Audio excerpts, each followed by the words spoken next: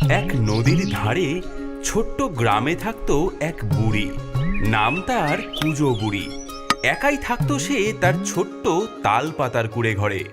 সেদিন রাতে কি ভীষণ ঝড়, যেন আকাশটা ভেঙে পড়বে। কুজো বুড়ি ভয়ে কাঁথার তলায় কাঁপছিল। ও বাবা গো, আমার ঘরটা যে গেল গেল গেল, ওই গেল। মরমর করে একটা বিকট শব্দ হলো। পরের দিন সকালে রোদ উঠলে দেখা গেল বুড়ির কুড়ে ঘরের জায়গায় শুধু কটা ভাঙা বাঁশ পড়ে আছে। হায় কপাল, এই বয়সে আর ঘর বাঁধবো কি করে? কাঁদতে কাঁদতে বুড়ির নজর গেল তার বাগানের বেড়ার দিকে, আর দেখেই তার চোখ গোল্লা গোল্লা হয়ে গেল। ও মা, ওটা কি?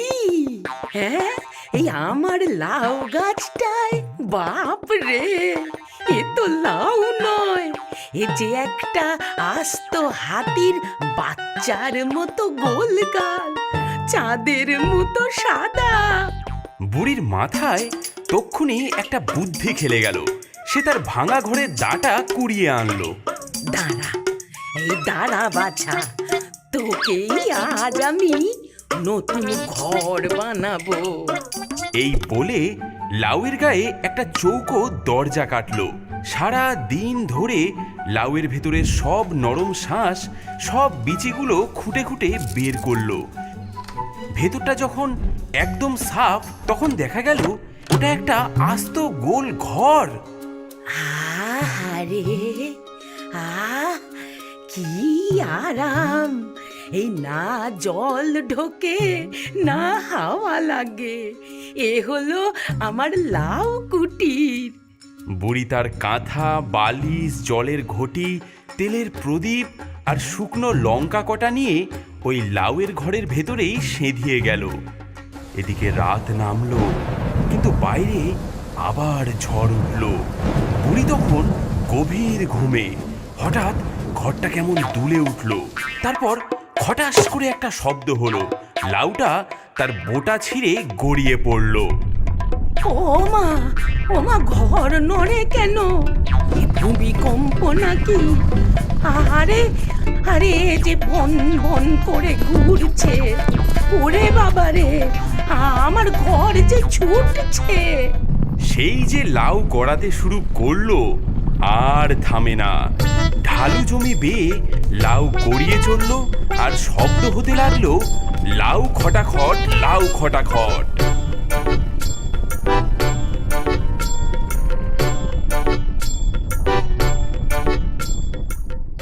গড়াতে গড়াতে লাউটা থামলো এক গভীর জঙ্গলের মাঝে।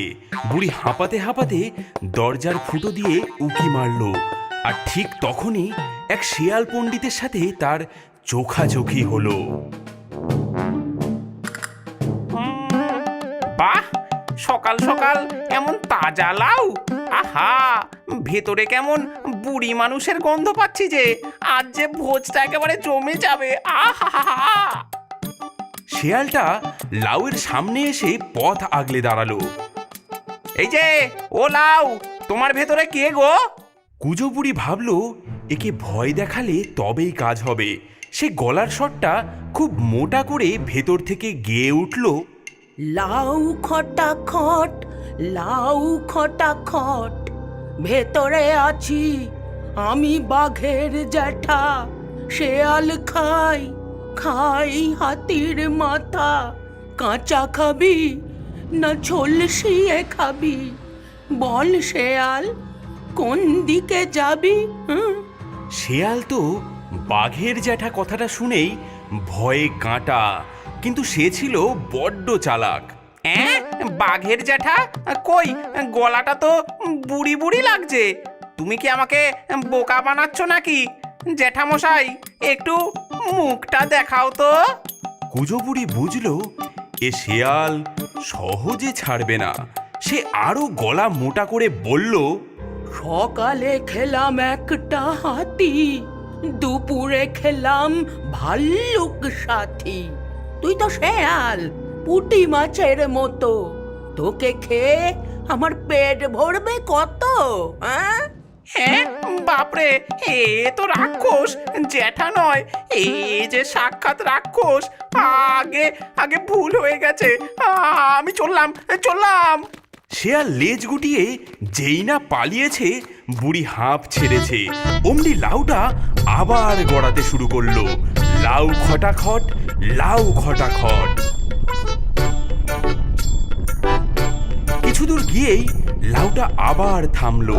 এবার এক আসল বাঘের সামনে। হালুম হালুম, এই গোল জিনিসটার ভেতর থেকে মানুষের গন্ধ আসছে যে। শেয়ালটা যে পালালো, সে তো এর ভয়েই। বেরিয়ে আয়, কে আছিস ভেতরে? আজ তোকে দিয়েই রাতের খাবারটা সারবো। হালুম। এদিকে কুজো বুড়ি তো ভয়েই শেষ। এ কি রে বাবা, শেয়ালকে বাঘের ভয় দেখিয়ে সত্যি বাঘ ডেকে আনলাম। একে তো ছড়া শুনিয়ে লাভ হবে না। হ্যাঁ, দাঁড়াও, আমার ঝোলায় শুকনো লঙ্কা আছে। বুড়ি তক্ষুনি তার তেলের প্রদীপটা জেলে তার উপর কটা শুকনো লঙ্কা ফেলে দিল। দাউ দাউ করে ঝালের ধোঁয়া বেরোতে লাগলো লাউয়ের ভেতর দিয়ে। বাঘটা যেই না শুকতে গেছে, এ এ কিসের গন্ধ?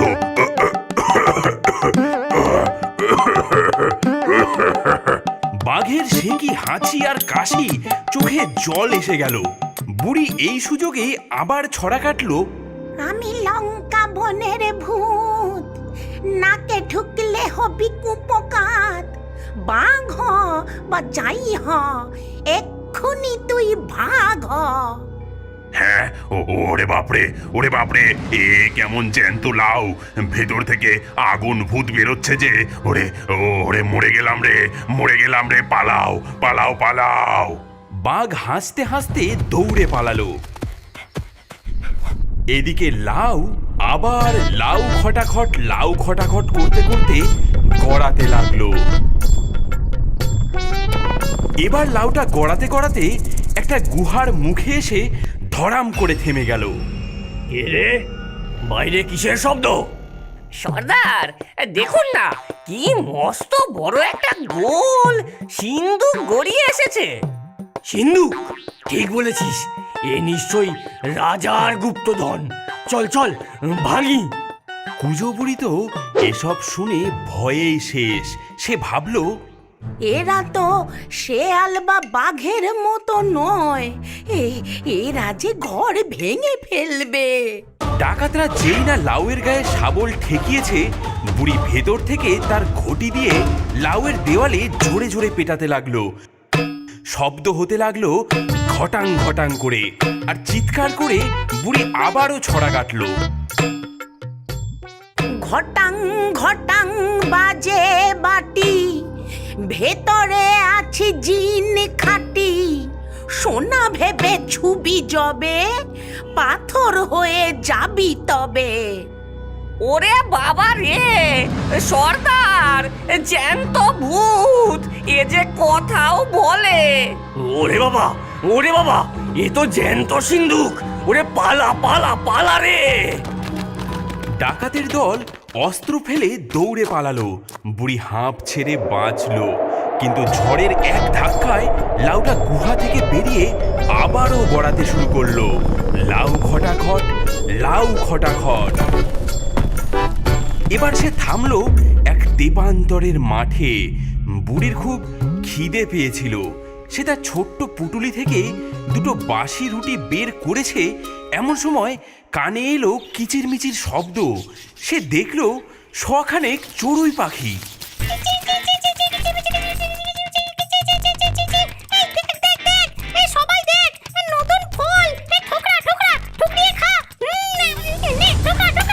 পাখির দল টুকটাক ঠক ঠক করে লাউটাকে ঠোকরাতে শুরু করলো। ওরে বাবা, এরা যে আমার ঘরটাই ফুটো করে দেবে।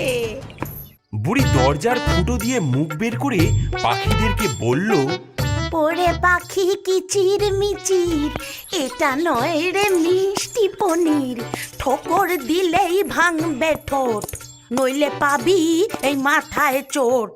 পাখিরা ভাবলো এ আবার কেমন ফল যে কথা বলে। তারা ভয় পেয়ে যেই একটু থেমেছে, বুড়ি তার থলে থেকে সেই শক্ত লাউয়ের বিচিগুলো বের করে টুপটাপ টুপটাপ করে ছুঁড়তে লাগলো।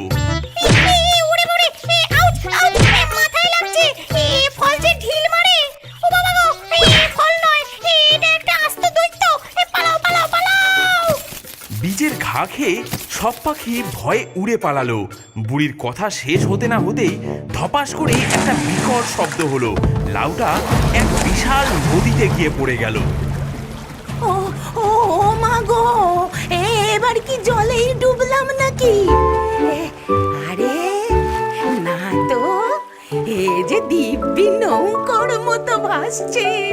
বাহ বাবা বাবা বা, এ তো শুধু ঘর নয়, এ যে আস্ত একটা লাউ নৌকা।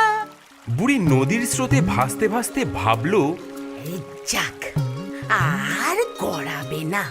কিন্তু বিপদ কি আর পিছু ছাড়ে? হঠাৎ ঘ্যাঁস করে একটা শব্দ হলো। বুড়ি উঁকি মেরে দেখলো একটা প্রকাণ্ড কুমির। বাহ, কি মস্ত কচ্ছপ!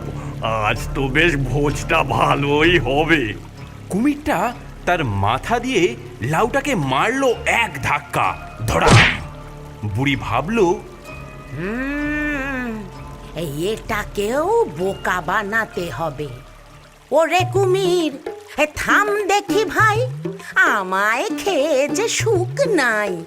আমি হলাম শক্ত খোলা, তার চেয়ে খা এই ডিমের গোলা। কচ্ছপের ডিম? কই কই কই কই, কচ্ছপের ডিম তো আমার খুব প্রিয়। কোথায় কোথায়? এই নে বাপু, খা, দেখ দেখ কি নরম, খেয়ে দেখ বাছা, গরম গরম। এই বলে বুড়ি তার একটা বাসি রুটি জলে ছুঁড়ে মারলো। কুমিরটা হাপুস করে রুটিটা গিলে ফেললো।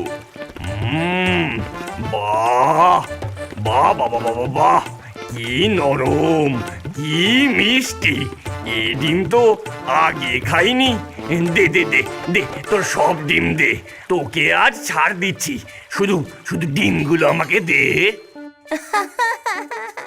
ও মা, ওই তুমি খাবে বলে যে সবচেয়ে বড় ডিমটা, হ্যাঁ, এই একদম রাজভোগের মতো যেটা, সেটা যে স্রোতে ভেসে গেল।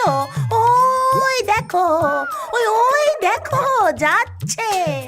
এই বলে বুড়ি তার দ্বিতীয় রুটিটা গায়ের জোরে নদীর অন্য পাড়ের দিকে ছুঁড়ে মারলো। ওই যে দেখ বড় ডিমটা যায় ভেসে, ঠিক যেন চাঁদ উঠলো হেসে। ওটা খেলে তোর পেট ভরবে। যারে কুমির, জলদি ধর গে। হ্যাঁ, এই সবচেয়ে বড় ডিম, ওটা আমার, ওটা আমার। এই এই এই, দাঁড়া দাঁড়া দাঁড়া, আমি আসছি। কুমির সেই রুটির লোভে সাঁতরে নদীর অন্য পাড়ে চলে গেল, আর বুড়ির লাউ নৌকা স্রোতের টানে ভেসে চলল। ভাসতে ভাসতে লাউটা ওপারে এক সুন্দর বাঁধানো ঘাটে এসে ভিড়ল। বুড়ি ভাবল, যাক, বাঁচা গেল। সে লাউয়ের দরজা খুলে যেই না বাইরে পা দিয়েছে, কে কে ওখানে? মহারাজের বাগানে ঢোকার স্পর্ধা কার? বুড়ি তাকিয়ে দেখলো সে সোজা রাজার বাগানে এসে ঢুকেছে, আর তার লাউটা রাজার সাধের কালো গোলাপের ঝাড়গুলো সব মারিয়ে দুমড়ে মুচড়ে একাকার করে দিয়েছে। কে তুই বুড়ি? আমার 100 মোহরের কালো গোলাপ সব শেষ করে দিলি? আগে রাজা মশাই, আমি ইচ্ছে করে আসিনি। আমার ওই লাউ ঘরটাই। চুপ কর! তোর ওই লাউ ঘর, তোর ওই লাউ সমেত তোকে কাল সকালে নদীর জলে ভাসিয়ে দেওয়া হবে। নিয়ে যাও ওকে।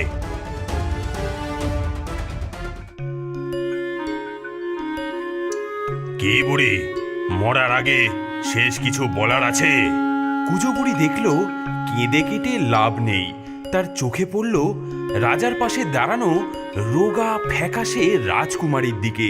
সে হাত জোড় করে বলল, শুনুন রাজা, রাগ কমান। আমার আছে জাদুর সামান। এই লাউয়ের বিচির পায়েস আপনার মেয়ে খাবে করে আয়েস। কি বলছিস বুড়ি? আমার মেয়ের অরুচি সারাবি? আমার মেয়ে কোনো কিছু যে খেতে চায় না। ঠিক আছে, আমার মেয়ের জন্য পায়েস বানা, কিন্তু যদি মিথ্যা হয় তোর গর্দান যাবে। বুড়ি তো পড়ল মহা বিপদে। সে তো সব শ্বাস ফেলেই দিয়েছে। সে তার লাউয়ের কাছে গেল, দেখল লাউয়ের গায়ে যে কটা চকচকে বিচি তখনও লেগেছিল সেগুলো বার করলো। ভগবান, ভগবান রক্ষা করো, রক্ষা করো এই যাত্রায়। সে সেই বিচিগুলো পিষে দুধ আর চিনি দিয়ে সত্যি এক বাটি পায়েস বানিয়ে ফেলল। সে কি পায়েস! তার গন্ধে সারা রাজদরবার ম ম করতে লাগলো। রাজকুমারী সেই গন্ধ শুকে দৌড়ে এলো। কি দারুণ গন্ধ! বাবা, আমি খাবো। রাজকুমারী সেই এক বাটি পায়েস এক চুমুকেই খেয়ে ফেললো। আহ, কি দারুণ স্বাদ! বাবা, আমি আরো খাবো। রাজা তো অবাক, তার মেয়ে যে কিছুই খায় না সে এক বাটি পায়েস খেয়ে ফেললো। বাহ বাহ, এ তো অমৃত।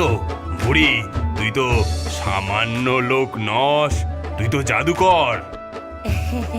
এই না মহারাজ, আমি জাদুকর নই, কিন্তু আমার এই লাউটা জাদু, আর এই বিচিগুলো জাদু। তোর কি চাই বল? মহারাজ, মহারাজ, আমার ঘর নেই। আপনার বাগানের এক কোণে যদি এই লাউটা নিয়ে থাকতে দেন। এই বিচিগুলো, এগুলো আপনি আপনার বাগানে পুঁতে দিন। আপনার কালো গোলাপের চেয়েও সুন্দর ফুল ফুটবে। 1 বছর কেটে গেল। রাজার বাগান লাউয়ের বিচি থেকে গজানো নতুন নতুন গাছে ভরে গেছে। কোনোটায় ফুটেছে লাল রঙের মিষ্টি কুমড়ো, কোনোটায় সোনালি তরমুজ, কোনোটায় বা বেগুনি রঙের শশা। রাজা কুঁজো বুড়ির জন্য সেই লাউয়ের পাশেই একটা সুন্দর পাথরের ঘর বানিয়ে দিয়েছেন। বুড়ি সেই ঘরে থাকে, আর তার সেই খটাখট লাউয়ের ভেতরে সে এখন গ্রামের বাচ্চাদের বসিয়ে রোজ নতুন